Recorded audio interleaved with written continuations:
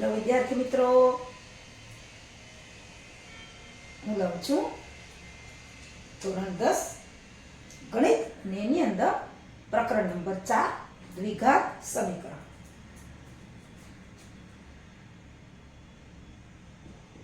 પ્રકરણ 4 દ્વિઘાત સમીકરણ.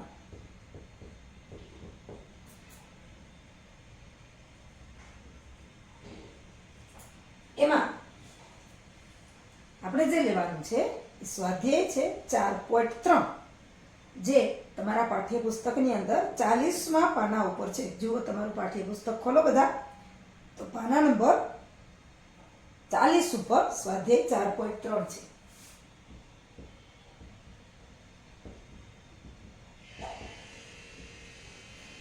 એમાં પહેલો જ દાખલો આપણે લેવાનો છે.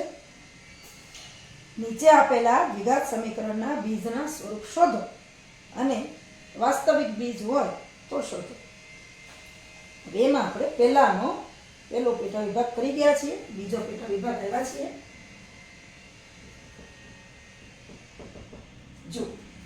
જોતા જાઓ તમારા પાઠ્યપુસ્તકમાં. 3x વર્ગ ઓછા 4 વર્ગમૂળ 3 x વત્તા 4 બરાબર 0. હવે આપણે જે પ્રમાણિત સ્વરૂપ છે ax વર્ગ પ્લસ bx પ્લસ c બરાબર 0 એની સાથે સરખાવીએ તો લખીએ દ્વિઘાત સમીકરણ નું પ્રમાણિત સ્વરૂપ ax વર્ગ વત્તા bx વત્તા c બરાબર 0 સાથે આને આપણે સરખાવીએ. અને આપણે સરખાવવાનું છે. ફરી પાછું સમીકરણ લખીએ કે 3x વર્ગ ઓછા 4 વર્ગમૂળ 3 x વત્તા 4 બરાબર 0.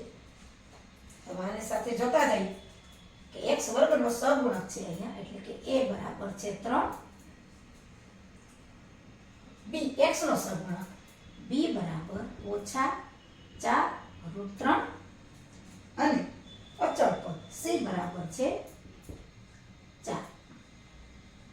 હવે વિવેચક b સ્ક્વેર ઓછા 4ac અથવા તો b વર્ગ ઓછા 4 ગુણ્યા a ગુણ્યા c. વિવેચક બરાબર b સ્ક્વેર માઇનસ 4ac. એમાં આપણે કિંમત મૂકીએ a b c, તો આપણી પાસે છે જ b વર્ગ ઓછા 4ac b ઓછા 4 વર્ગમૂળ 3 ઓછા 4 વર્ગમૂળ 3 નો વર્ગ ઓછા 4 a એટલે છે 3 અને c એટલે છે 4. 3 અને અહીંયા 4. હવે જુઓ, ઓછા ગુણ્યા ઓછા એટલે વત્તા જ થશે.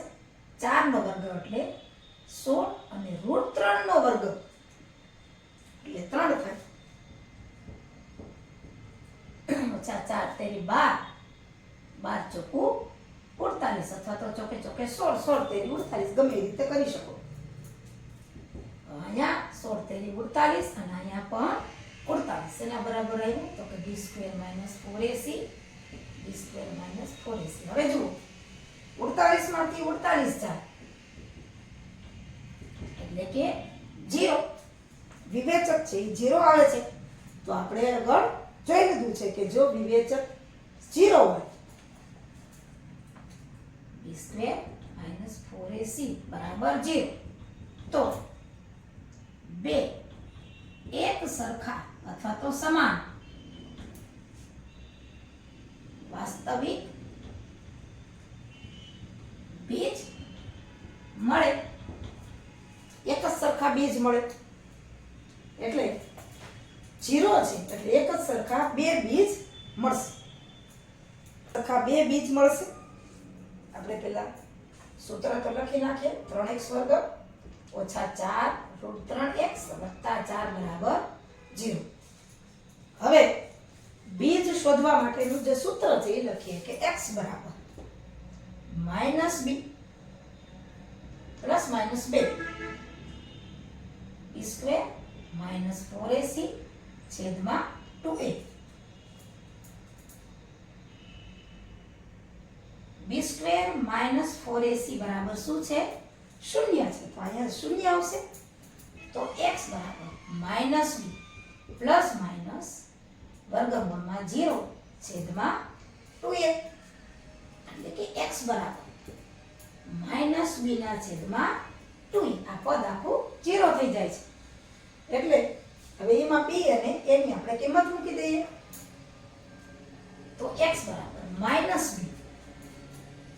b તો માઈનસ છે જ, એટલે આ માઈનસ છે સૂત્રનું -4√3 છેદમાં 2a 3 ગુણ્યા 2 2a એની જગ્યાએ આપણે 3 છે. એટલે x બરાબર માઈનસ માઈનસ થઈ જશે પ્લસ 4√3 અને 3 દુ 6. હવે જુઓ 2 2 4 અને 3 2 6.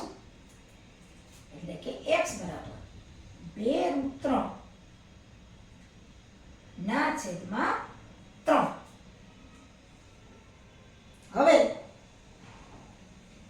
આ જવાબ પણ સાચો છે, પણ √3 હજી આને સાદુરૂપ આપી શકીએ કે 2√3. આ 3 એટલે શું છે? તો કે √3 નો વર્ગ. 3 એટલે √3 નો વર્ગ, તો એક વખત નીકળી જાય. એટલે કે x બરાબર 2 ના છેદમાં √3. બે એક જ સરખા વાસ્તવિક બીજ મળે. 2 એક સરખા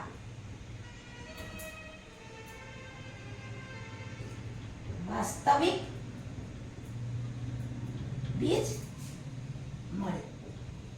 x બરાબર 2√3, x બરાબર 2 ના છેદમાં √3.